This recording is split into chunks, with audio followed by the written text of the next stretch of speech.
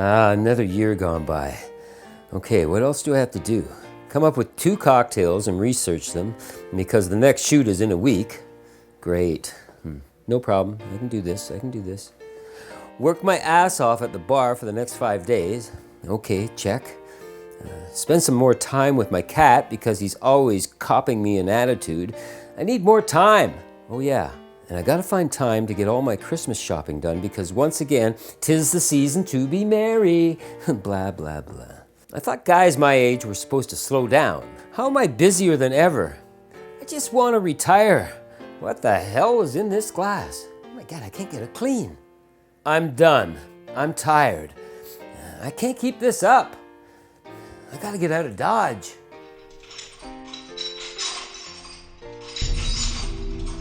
Bruce!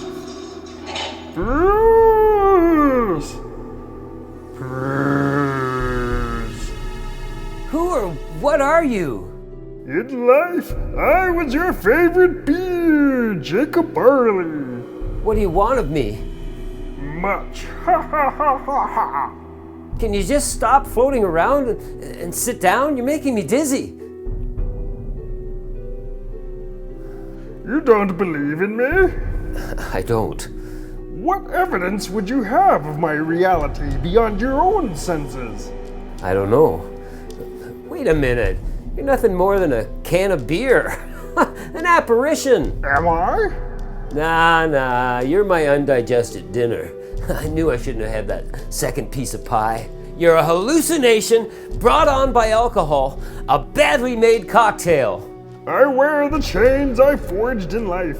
As part of my penance, I've been sent to warn you and to offer you a hope and a chance of escaping my fate. If you don't change your ways, you're going to end up doomed just as I am. Change your life, change your beer.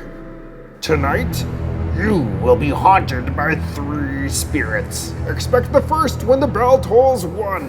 Couldn't they all show up at once? I mean, I'll make some hors d'oeuvres. We'll have some drinks together.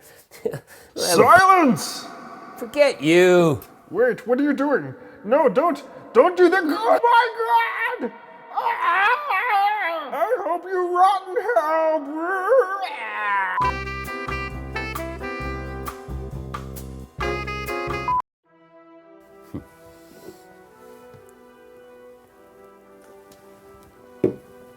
Oh, yeah.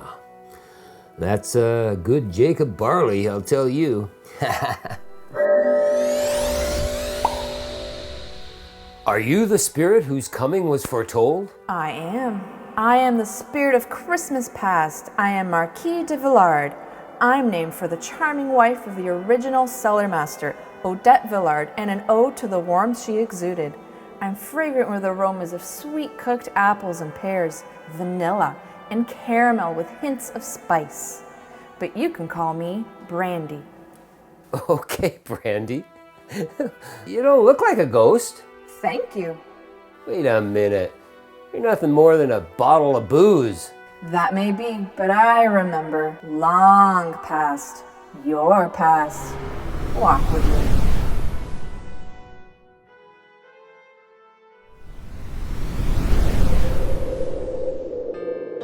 Spirit, where are we? We're in the past, Bruce. Your past. That's you, almost 30 years ago. Christmas time.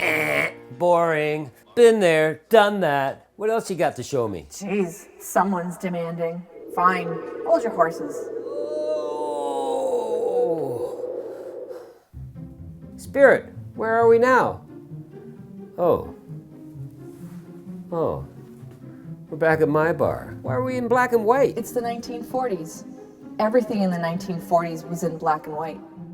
It's Christmas, and you need to get back into the spirit and make a drink that can be shared with family and friends, a staple of Christmas parties and dinners of old. The year is 1940, and William Hanna and Joseph Barbera have just created a slapstick animated cartoon about the rivalry between Tom, a cat, and Jerry, a mouse. Tom and Jerry. Why are you showing me this? Do you mean the Tom and Jerry cocktail? Whoops, my bad. Wrong Tom and Jerry. Sorry, Bruce. I didn't take you back far enough. But I like that cartoon! Oh! New England? I think it's New England, 19th century by the look of it. Thanks, Brandy. Jeez. 1847 was the year that bartender Professor Jerry Thomas claimed to have created a drink called the Tom and Jerry. That sounds pretty good right about now. Spirit, take me back to my bar so I can make one. What am I, an Uber? Although there are many earlier written references to this drink, it appears in Jerry Thomas's recipe book, the 1862 edition of How to Mix Drinks. He was the first one that we know of to write up a recipe for this drink. Before then, though, in around 1820, the drink is sometimes credited to English author Pierce Egan. He even wrote a play in 1821 called Tom and Jerry, or Life in London. It was about the days and nights of Jerry Hawthorne and his elegant friend Corinthian Tom. Actually, though, you know, the Tom and Jerry, the drink we're going to make today, was a viewer request by Bonnie. She requested I make this festive drink a couple years ago, sometime in the past, I guess. So, where did the name come from, Tom and Jerry? Well, to go Tom and Jerrying was to go out on the town, you know, painted up red. Tom and Jerry was also a term used for a low dive. I've been in a few of those in my lifetime, but that's in the future. And did you know that bartender Jerry Thomas was once quoted as naming the drink after himself? A drink he probably didn't invent, but claims to have. And 2 white mice he kept as pets, named, well, you guessed it, Tom and Jerry. Although the true inventor of this warm egg-based nog remains unknown, the fact is, if it wasn't for Jerry Thomas advocating and popularizing the drink in taverns and bars across America, the Tom and Jerry would probably have been forgotten and lost forever in time.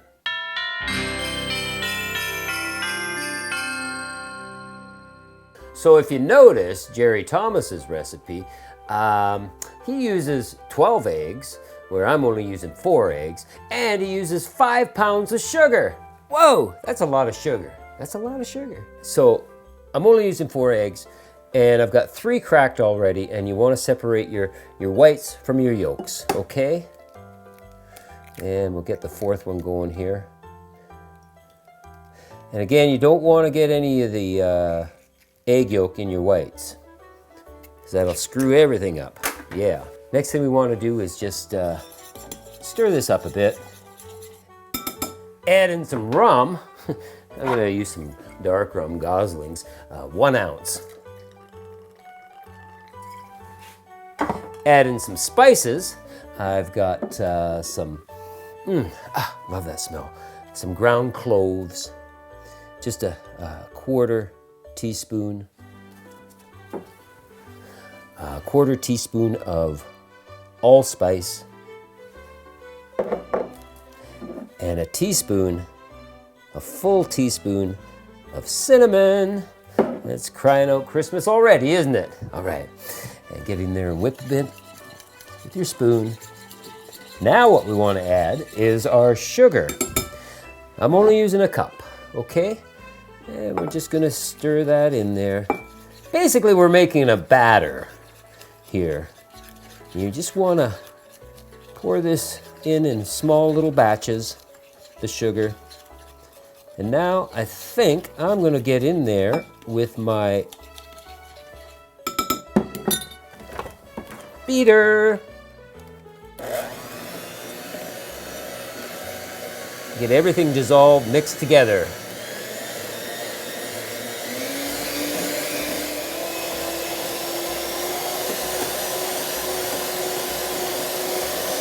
That's looking pretty good, actually.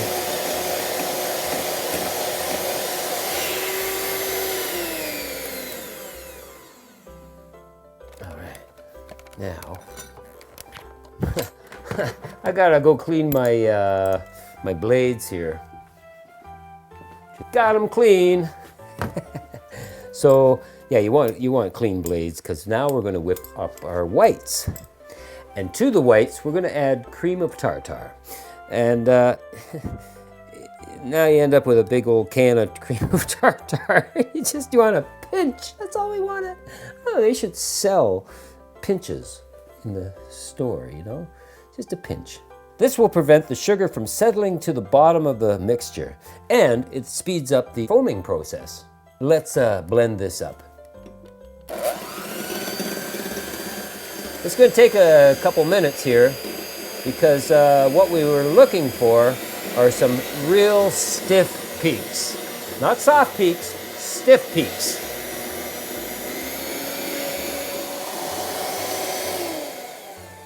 Let's check it out now.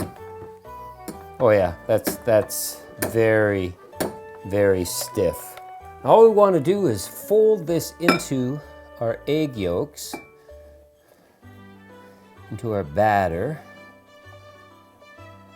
It's gonna taste so good. Wait and see. I can smell those Christmas spices. They're awesome. And you know, you make this an hour or so before your guests arrive. And you know, it is a little bit of a pain in the ass to make and a little intimidating at first, but really it's really not that difficult. It really isn't. Oh, look at this. It's beautiful.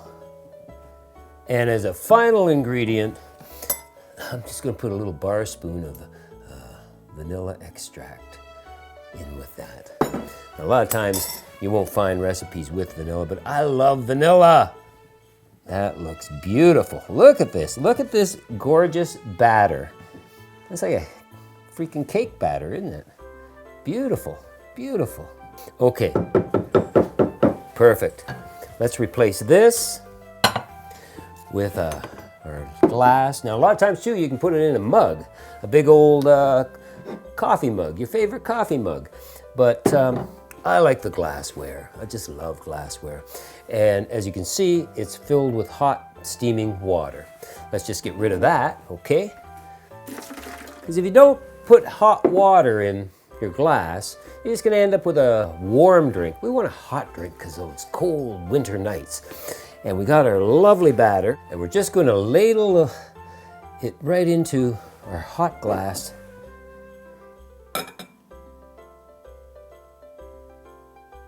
Oh yeah. One good ladle should do it. Because next, we're gonna add our booze. That looks pretty good, actually. All right. Now, I picked up a bottle of Sailor Jerry. It's a spiced rum, and I couldn't resist because it's Sailor Jerry. And this is a Tom and Jerry. So we want a ½ ounce. And of course, our spirit of Christmas past, Marquis de Villard. We want a ½ ounce of brandy. Yeah, sweet.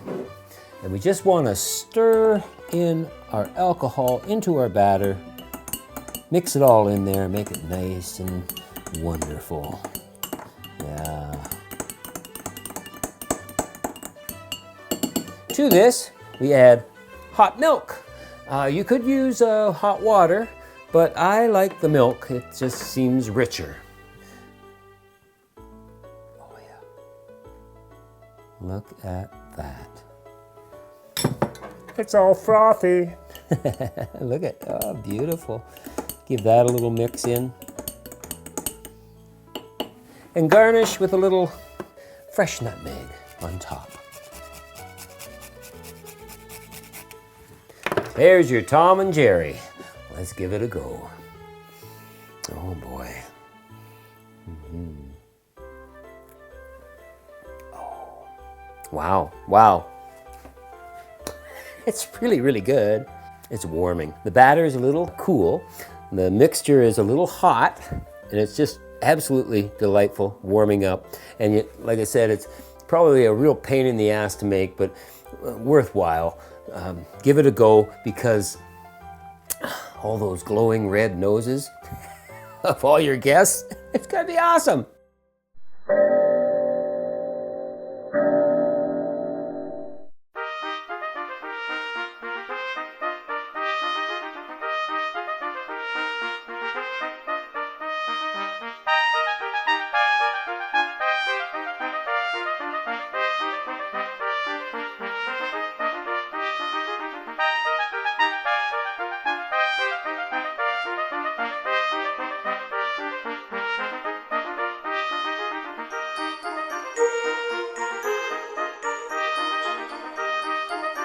Wake up, Bruce. I am the spirit of Christmas present. Gaze upon me. You have never seen the likes of me before. I wish the pleasure had been indefinitely postponed. Partial funding for BarTalk&Cocktails is provided by Patreon. For just a few dollars a month, you get access to lots of extra stuff. Behind-the-scenes videos, podcasts, newsletters, some of my own personally created cocktails, and much, much more. Become one of my patrons today and help keep us going. Thanks in advance. Cheers. Wow, that is so warming. All those Christmas spices in there. You gotta make this blast from the past, the Tom and Jerry. Hit the subscribe button, check some other Christmas videos out, and stay tuned for part 2.